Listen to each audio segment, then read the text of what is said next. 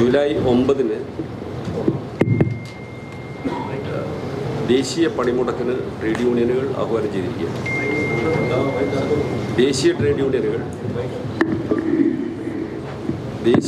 യൂണിയനുകൾ INTUC, AITUC, HMS, CITU, AIUTUC, TUC, സേവ, AICCTU, LPF, UTUC എന്നീ കേന്ദ്ര ട്രേഡ് യൂണിയനുകളാണ് ദേശീയ തലത്തിൽ ഈ പണിമുടക്കിന് ആഹ്വാനം നൽകിയിട്ടുള്ളത്.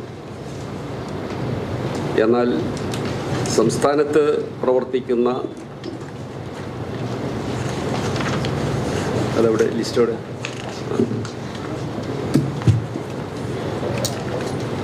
NLC, JLU, NLU, KTUCS, KTUCM, INLC, NTUI, HMKP എന്നീ സംഘടനകൾ ചേർന്നാണ് സംസ്ഥാനത്ത് ഈ ദേശീയ പണിമുടക്ക് സംഘടിപ്പിക്കുന്നത്. ഇതിൻ്റെ വിശദാംശങ്ങൾ ഒരു നോട്ട് നിങ്ങൾക്ക് നൽകിയിട്ടുണ്ട്. ദേശവ്യാപകമായി ഇന്ത്യ രാജ്യത്തെ 60 കോടിയോളം തൊഴിലാളികളെ ബാധിക്കുന്ന അതീവ ഗൗരവതരമായ പ്രശ്നങ്ങൾ വർഷങ്ങളായി ഉന്നയിച്ചു വരുന്നത് വീണ്ടും സങ്കീർണമായിക്കൊണ്ടിരിക്കുന്ന സാഹചര്യത്തിലാണ് ഇങ്ങനെ ഒരു പണിമുടക്ക് ആഹ്വാനം ചെയ്യാൻ ട്രേഡ് യൂണിയനുകൾ നിർബന്ധിതമായത്. ട്രേഡ് യൂണിയനുകൾക്ക് പുറമെ കേന്ദ്ര സംസ്ഥാന സർക്കാർ ജീവനക്കാരുടെ സംഘടനകൾ, ബാങ്ക് ജീവനക്കാരുടെയും ഇൻഷുറൻസ് ജീവനക്കാരുടെയും സംഘടനകൾ ഈ പണിമുടക്കിൽ പങ്കുചേരുന്നുണ്ട്. പണിമുടക്കിന് സംയുക്ത കിസാൻ മോർച്ച പിന്തുണ പ്രഖ്യാപിച്ചിട്ടുണ്ട്.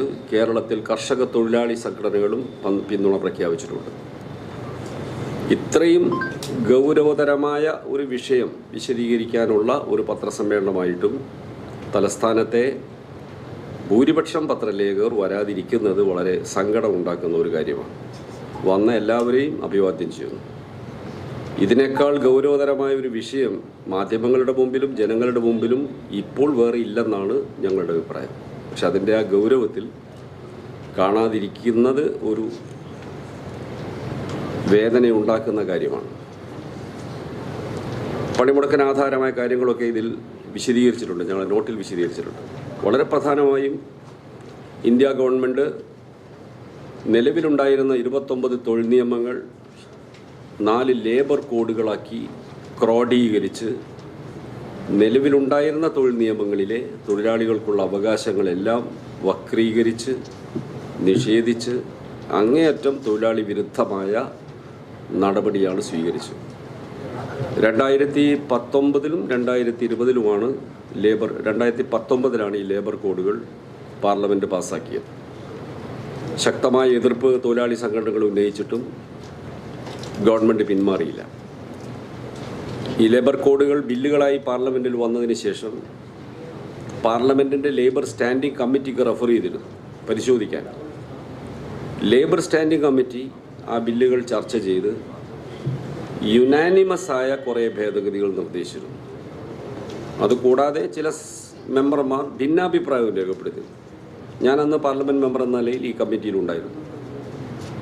ഞാനും AITUCയുടെ CPI പ്രതിനിധികളും കോൺഗ്രസിൽ നിന്നുള്ള കേരളത്തിൽ നിന്നുള്ള ഒരു മെമ്പർ ഉണ്ടായിരുന്നു. അവരുൾപ്പെടെ പല പ്രശ്നങ്ങൾക്കും വ്യത്യസ്ത അഭിപ്രായങ്ങൾ, ഒരുമിച്ച് വരാത്ത ചില കാര്യങ്ങളിൽ ഭിന്നാഭിപ്രായങ്ങളും രേഖപ്പെടുത്തിയിരുന്നു.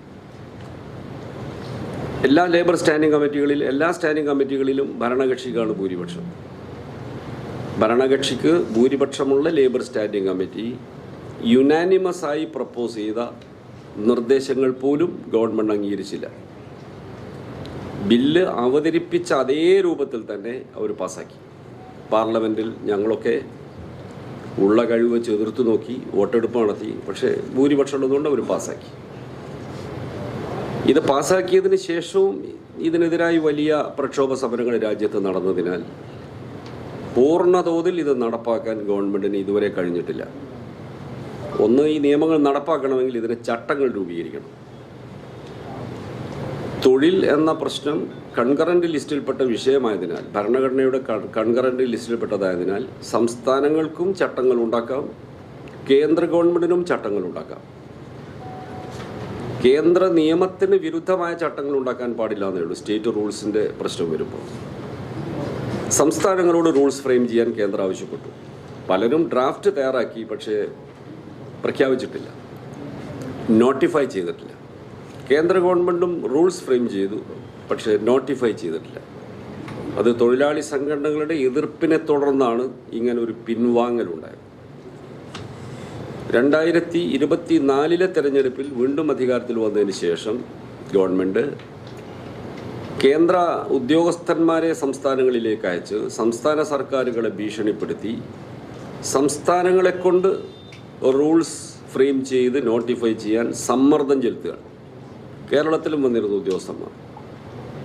പിന്നെ അത് കൂടാതെ ചില ഉത്തരവുകളിലൂടെയും മറ്റ് നടപടികളിലൂടെയും ഈ ലേബർ കോഡിൽ പറഞ്ഞ തൊഴിലാളി വിരുദ്ധ നയങ്ങൾ വ്യാപകമായി നടപ്പാക്കിക്കൊണ്ടിരിക്കുകയാണ്.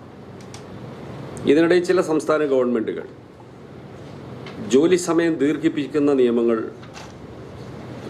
സംസ്ഥാന സർക്കാരുകൾ ഉണ്ടാക്കി. ഇപ്പോൾ ജോലി സമയം 8 മണിക്കൂർ എന്ന തത്വം ലംഘിച്ചുകൊണ്ട് ഷോപ്സ് ആൻഡ് കൊമേഴ്സ്യൽ എസ്റ്റാബ്ലിഷ്മെൻറ്റ് ആക്റ്റിൽ ഭേദഗതി ചെയ്ത് കർണാടക ഗവൺമെൻറ്, ആന്ധ്രാപ്രദേശ് ഗവൺമെൻറ്, അതുപോലെ രാജസ്ഥാൻ ഗവൺമെൻറ് ഇവരെല്ലാം 12 മണിക്കൂറായി ദീർഘിപ്പിക്കുന്ന വിധത്തിലുള്ള ചില നടപടികൾ സ്വീകരിച്ചു. ഇതുപോലുള്ള ചില നോട്ടിഫിക്കേഷൻസും ചില ഭേദഗതികളൊക്കെ പലയിടത്തായി നടപ്പാക്കുന്നുണ്ട്. അവിടെയെല്ലാം തൊഴിലാളികളുടെ വലിയ എതിർപ്പും വരുന്നുണ്ട്. ട്രേഡ് യൂണിയനുകളുടെ രജിസ്ട്രേഷൻ പഴയതുപോലെ നടത്തുന്നില്ല. ഒരു ട്രേഡ് യൂണിയൻ രൂപീകരിച്ചാൽ, ഒരു സ്ഥാപനത്തിൽ 7 പേർ ചേർന്ന് ട്രേഡ് യൂണിയൻ രൂപീകരിച്ച് രജിസ്ട്രേഷന് വേണ്ടി അപേക്ഷ കൊടുത്താൽ അത് പരിശോധിച്ച് രജിസ്റ്റർ ചെയ്യേണ്ടതാണ്. വേറെ തടസ്സമൊന്നുമില്ല. പക്ഷേ തമിഴ്നാട്ടിലെ സാംസങ് കമ്പനിയിൽ തൊഴിലാളികൾ ഒരു സംഘടന രൂപീകരിച്ച് രജിസ്ട്രേഷൻ അപേക്ഷിച്ചപ്പോൾ അവിടുത്തെ ലേബർ ഡിപ്പാർട്ട്മെൻറ്റ് രജിസ്ട്രേഷൻ നൽകിയില്ല. തുടർന്ന് വലിയ സമരം നടന്നു. തൊഴിലാളികൾ ഒന്നടങ്കം പണിമുടക്കിയതിനാൽ ആ സമ്മർദ്ദത്തിൻ്റെ മേലെ ഗവൺമെൻറ് അവസാനം രജിസ്ട്രേഷൻ കൊടുക്കാൻ തീരുമാനിച്ചു. രജിസ്ട്രേഷൻ കൊടുത്തു. വിചിത്രമായ വാദമാണ് രജിസ്ട്രാർ ഓഫ് ട്രേഡ് യൂണിയൻസ് എന്ന ഉദ്യോഗസ്ഥന്മാർ, അല്ല അതിൻ്റെ കീഴിലുള്ള ഉദ്യോഗസ്ഥന്മാർ അവിടെ പറഞ്ഞത്. സാംസങ് വർക്കേഴ്സ് യൂണിയൻ എന്ന പേര് സാംസങ് ഒഴിവാക്കണം. അവർ ഇൻ്റർനാഷണൽ കമ്പനിയാണ്. ഒരു ഇൻ്റർനാഷണൽ കമ്പനി എന്ന നിലയിൽ ലോകത്ത് പല രാജ്യങ്ങളിലുള്ള അവരുടെ ഒരു യൂണിറ്റിലും ട്രേഡ് യൂണിയൻ ഇല്ല. അതുകൊണ്ട് ഇവിടെ മാത്രം ട്രേഡ് യൂണിയൻ ഉണ്ടാവാൻ അവർ ഇഷ്ടപ്പെടുന്നില്ല. ഇതൊക്കെയാണ് വാദം. ഇന്ത്യൻ നിയമം അനുസരിച്ചുള്ള അവകാശം അംഗീകരിക്കുകയല്ല. പക്ഷെ തൊഴിലാളികൾ അത് അംഗീകരിച്ചില്ല. 1 മാസത്തിലേറെ അവർ നടത്തിയ പണിമുടക്കിനെ തുടർന്നാണ് അവസാനം ട്രേഡ് യൂണിയൻ രജിസ്ട്രേഷന് അവർ അനുവദിച്ചത്. തൊഴിലാളികളെ പിന്തിരിപ്പിക്കാൻ കഴിഞ്ഞില്ല സമരത്തിൽ നിന്ന്. ഇങ്ങനെയുള്ള നടപടികൾ പലയിടത്തായി വന്നുകൊണ്ടിരിക്കുകയാണ്. ഈ തൊഴിൽ നിയമങ്ങളിൽ എൻ്റെ മുമ്പിലിരിക്കുന്ന ഈ വർക്കിംഗ് ജേർണലിസ്റ്റുകളെ ബാധിക്കുന്ന ഗുരുതരമായ പ്രശ്നമുണ്ട്. നിങ്ങളാരും ഇതുവരെ അത് എക്സ്പോസ് ചെയ്തിട്ടില്ല. Working journalist and other newspaper employees condition of service and miscellaneous provision act 1955 എന്ന നിയമം അനുസരിച്ച്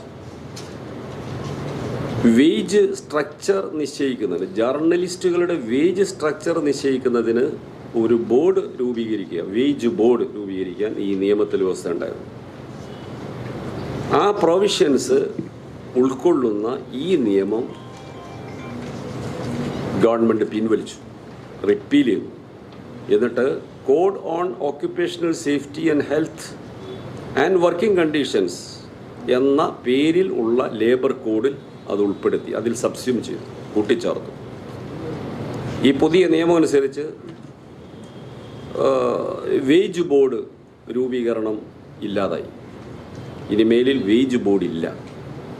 വർക്കിംഗ് ജേർണലിസ്റ്റിന് അവരുടെ സ്ഥാപനത്തിൽ അവർക്ക് സംഘടന എന്ന നിലയിൽ സമ്മർദ്ദം ചെലുത്തി വല്ല കണ്ടീഷൻസിലും മാറ്റം വരുത്താൻ സാധിക്കുമെങ്കിൽ മാത്രമേ, അല്ലെങ്കിൽ തൊഴിലുടമകൾക്ക് ദയ തോന്നി എന്തെങ്കിലും മാറ്റം ശമ്പളത്തിലോ സേവന വ്യവസ്ഥകളിലോ മാറ്റം വരുത്തണമെന്ന് തോന്നിയാൽ ആ ദാക്ഷിണ്യത്തിൻ്റെ മേലെ കിട്ടാൻ സാധ്യത എന്നല്ലാതെ പഴയ വേജ് ബോർഡ് ശുപാർശകൾ, ആ ശുപാർശകൾക്കനുസരിച്ചുള്ള ശമ്പളം എന്ന വ്യവസ്ഥകൾ പൂർണ്ണമായും ഇല്ലാതായി. ഇത് നമ്മുടെ ഇന്ത്യ രാജ്യത്തെ വർക്കിംഗ് ജേർണലിസ്റ്റുകൾ എത്ര പേർ മനസ്സിലാക്കിയെന്ന് എനിക്കറിയില്ല. ചിലപ്പോൾ നിങ്ങളൊക്കെ അറിഞ്ഞിട്ടുണ്ടാവും. വർക്കിംഗ് ജേർണലിസ്റ്റുകളുടെ ഒരു സംഘടനയും ഈ വിഷയത്തെ ആസ്പദമാക്കി ശക്തമായ ഒരു പ്രക്ഷോഭത്തിലേക്ക് വന്നതായി ഇതുവരെ ശ്രദ്ധയിൽപ്പെട്ടിട്ടില്ല. യഥാർത്ഥത്തിൽ ഈ സമരത്തിന് വർക്കിംഗ് ജേർണലിസ്റ്റ് സംഘടനകൾ പിന്തുണ നൽകേണ്ടതാണ്. നിങ്ങൾ പിന്തുണയ്ക്കണമെന്ന് അഭ്യർത്ഥിക്കുന്നു. ഈ നിലയിലേക്കാണ് ഡിഫൻസ് സെക്ടറിനെ കൊണ്ടുപോകുന്നത്. ഇങ്ങനെ എല്ലാ മേഖലകളും സ്വാതന്ത്ര്യാനന്തരം ഇന്ത്യയുടെ സ്വതന്ത്രമായ നിലനിൽപ്പിന് വേണ്ടി, സ്വാശ്രയത്വത്തിന് വേണ്ടി കൊണ്ടുവന്ന എല്ലാം തകർത്തുകൊണ്ടിരിക്കുക. ഇതെല്ലാം അടിസ്ഥാനപ്പെടുത്തിയാണ് ഞങ്ങൾ ഈ ദേശീയ പണിമുടക്ക് പ്രഖ്യാപിച്ചത്. കേരളത്തിൽ ശക്തമായ പ്രചാരവേല നടത്തിയിട്ടുണ്ട്. തൊഴിലാളികളുടെ സംഘടനകളെല്ലാം രംഗത്ത് വന്നിട്ടുണ്ട്. 9-ാം തീയതി 8-ാം തീയതി അർദ്ധരാത്രി മുതൽ 9-ാം തീയതി അർദ്ധരാത്രി വരെ 24 മണിക്കൂറാണ് പണിമുടക്ക്. അവശ്യ സർവീസുകളെ പണിമുടക്കിൽ നിന്ന് ഒഴിവാക്കിയിട്ടുണ്ട്. ആശുപത്രികൾ, അതുപോലെ ആംബുലൻസ്, പിന്നെ പത്രം, പാൽ വിതരണം എന്നിവയാണ് ഈ പണിമുടക്കിൽ നിന്ന് സാധാരണ ഒഴിവാക്കാറുള്ളത്. ആ മേഖലയിൽ പണിമുടക്ക് ബാധിക്കുന്നതല്ല.